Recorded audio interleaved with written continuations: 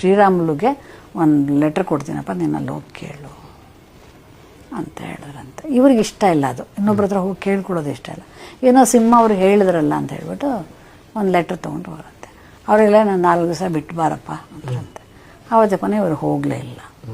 ಸರಿ ಹೋಗಲೇ ಇಲ್ಲ. ಆಮೇಲೆ ಇನ್ನೊಂದು ದಿವಸ ಸಿಂಹ ಅವರು ಹೇಳಿ ಕಳಿಸಿದ್ರು.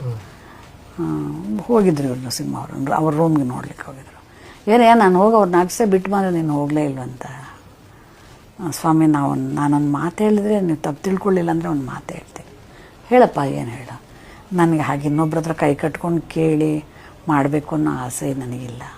ಅಥವಾ ನಾನು ಇನ್ನೊಂದು ನಾಟಕಕ್ಕೆ ಇನ್ನೊಬ್ರನ್ನ ಕೇಳ್ಕೊಂಡು ಹೋಗ್ಬೇಕು ಅಂತ. ನನಗೆ ಜಮೀನಿದೆ ಸ್ವಲ್ಪ, ನಾನು ಅಲ್ಲಿ ಹೋಗಿ ಜಮೀನಿನ ಕೆಲಸ ಮಾಡ್ತೀನಿ, ನನಗದು ಅಭ್ಯಾಸ ಇದೆ. ನಾನು ಮಾತ್ರ ಅವರಾಗಿ ಕರೆದು ಕೊಡದೇ ಇದೆ ನಾನು ಹೋಗಿ ಕೇಳಲ್ಲ ಸ್ವಾಮಿ. ಇದು ನನ್ನ ಅನಿಸಿಕೆ. ದಯವಿಟ್ಟು ತಪ್ಪಾಗಿದೆ, ನನಗೆ ಕ್ಷಮಿಸ್ಬಿಡಿ. ನೀವು ಕರೆದು ನನಗೊಂದು ಒಳ್ಳೆ ಪಾಠ ಕೊಟ್ಟರೆ. ಆವಾಗ